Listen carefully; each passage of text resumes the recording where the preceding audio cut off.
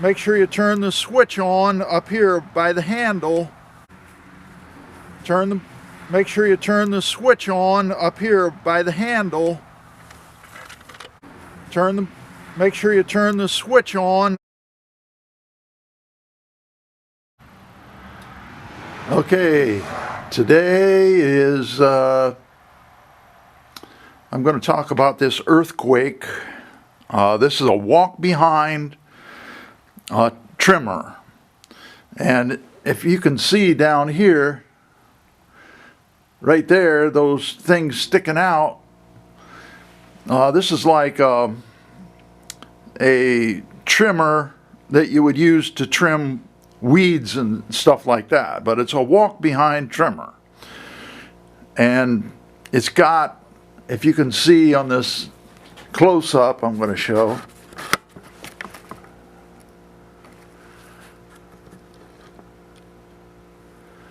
it's got what is called a Viper engine. Now there is another engine that's available for this lawnmower. This one is 160 cc's. I'll get a little bit closer so you can see.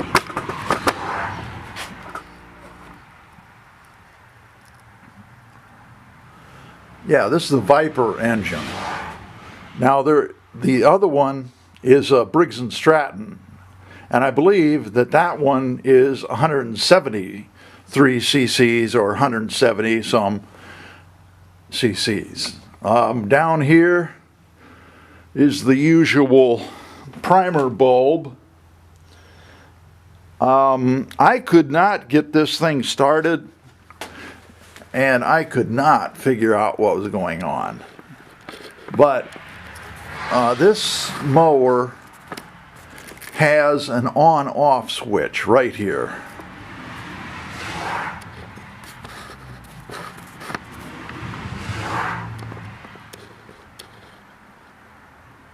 Right there on the handle.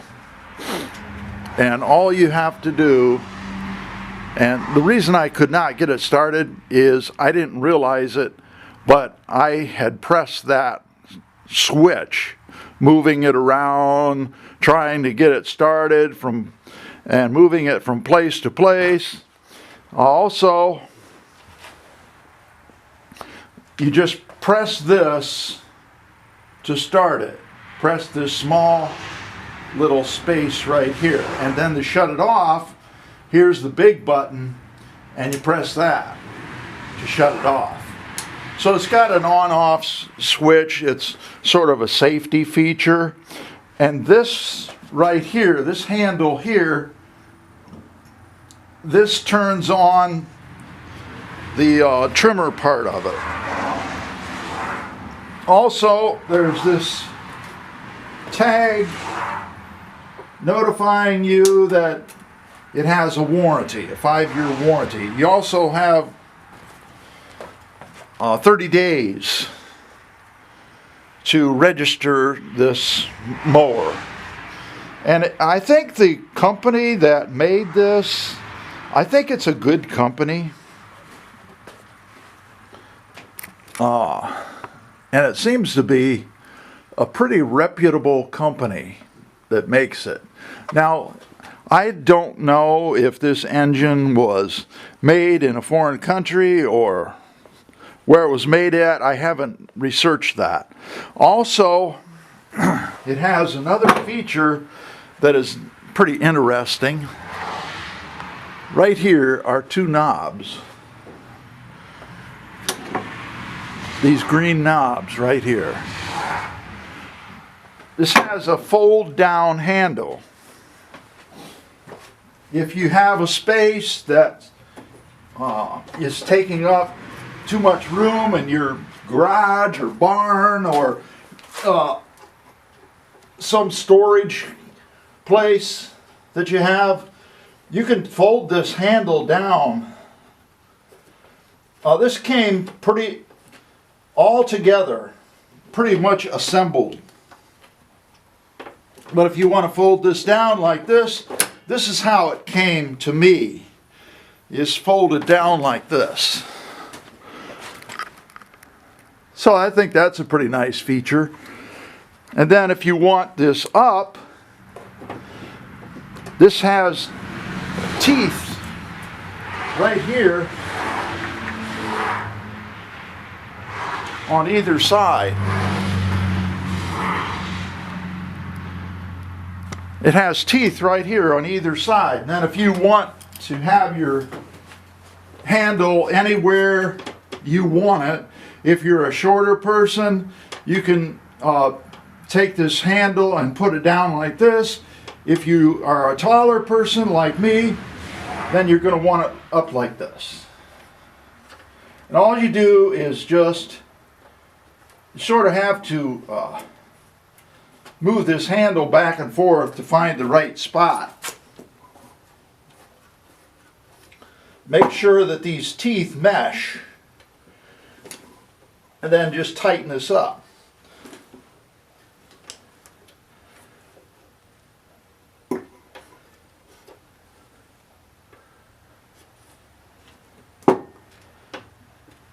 Yeah, you kind of have to work with it a little bit to get it to mesh.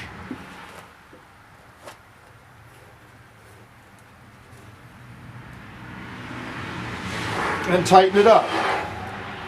Another thing.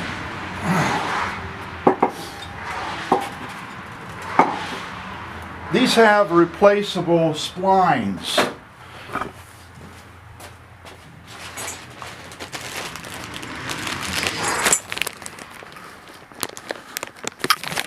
Replaceable splines like this. And if you look down here, you can see how they're fastened on there. And you have to sort of weave them to make them work for you.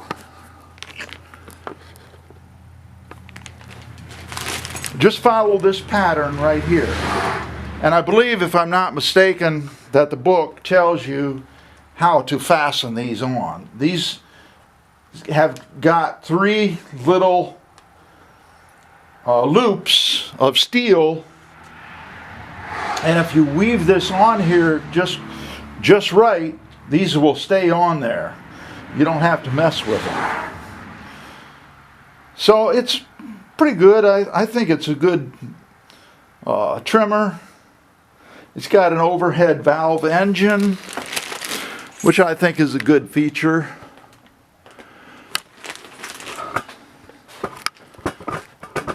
They used to make all these little engines into flatheads, and basically this is called OHV, which is overhead valve, and there's springs, and those have to be adjusted, I would say, every year. And if your mower, this goes for any kind of mower that has this OHV symbol. But what you should do every year, or every time that, it depends on how much you use your mower, but every time the mower starts giving you trouble, find some instructions on YouTube. Like on my channel, I have several instructions on how to adjust the valves. The reason why you have to adjust the valves is because it has what's called solid lifters. Lifters are inside the engine. Solid lifters get out of adjustment, and you have to use a couple of different tools to adjust the valves. And if your engine backfires, doesn't run right, if it doesn't run at all, it could be those valves. They have to be adjusted every once in a while. And according to this right here, and I'll get a close-up of it as best I can. But according to this little picture right here, you press the primer bulb 3 times and then it will start. Now, a lot of engines like this, you have to press it 4 times, or 5, or 6, whatever. Because some engines are very hard to start. Also, I had to take this, I didn't know what was wrong with the engine, and I took the spark plug out, dried it off, and then after I figured out about that switch up there on the handle, right there, I figured out that that switch has to be turned on. So it's a good mower. I did try it. I only tried it a little bit, and you can see already I got dirt all over it and stuff like that. Another thing that I found out is, like, over here,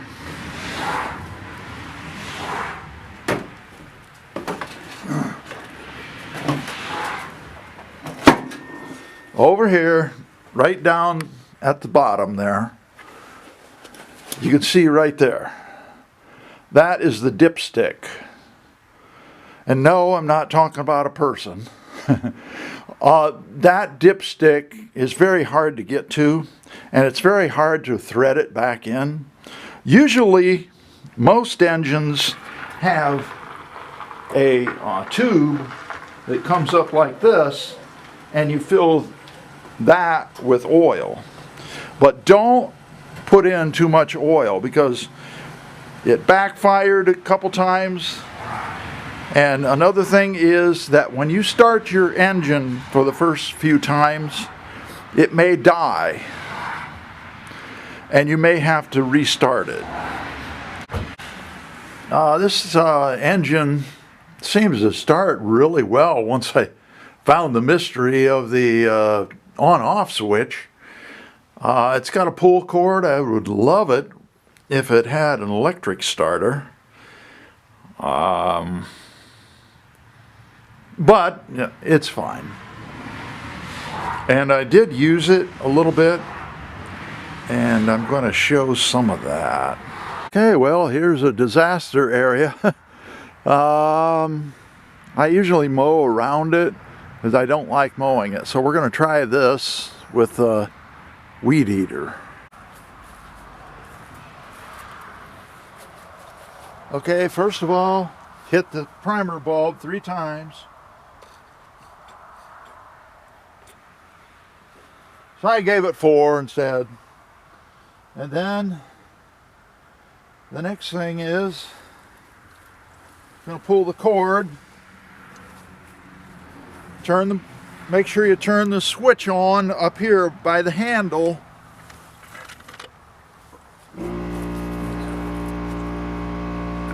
Right up there by the handle, make sure the switch is on. Okay.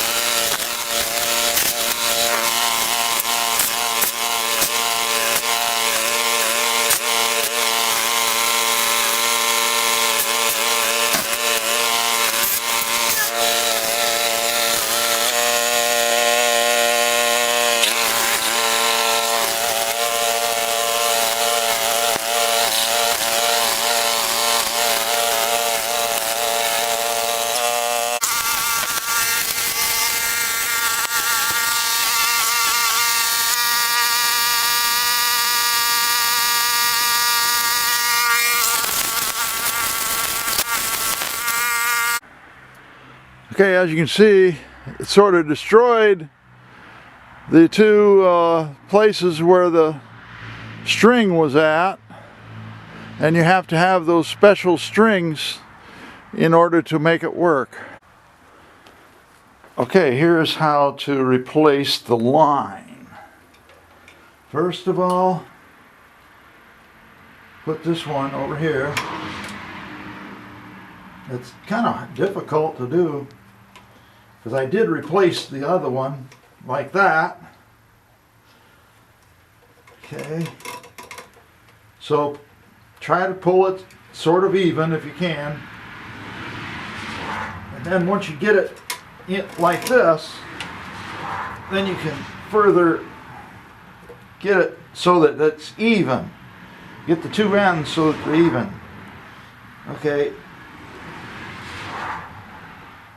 Then what I'm going to do is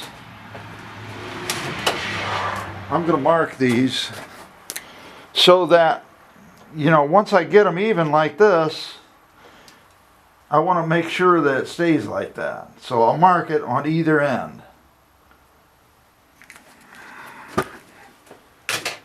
Okay, then now you're going to take this end, put it through here.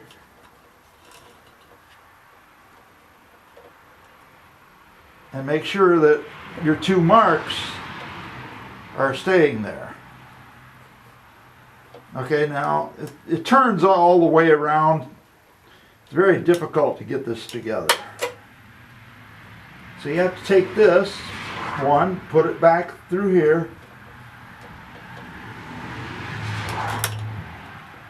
Okay, now you've got to pull them tight. They're not going to stay even. Very easy. But pull them tight. Okay, there you go.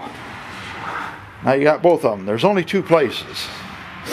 Now this particular walk-behind mower trimmer takes 155 thousandths. That's 0.155. Now I did find it at Menards, which is a home improvement store. I don't know about Walmart or anything else. So now I got them both. Now, if you look over here on this side, if you look down here,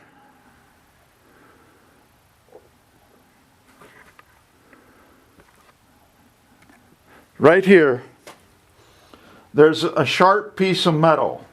I would assume that that piece of metal is hardened, but it's got a sharp edge, and when this is extended clear out, because of centrifugal force, it's obviously going to reach this point.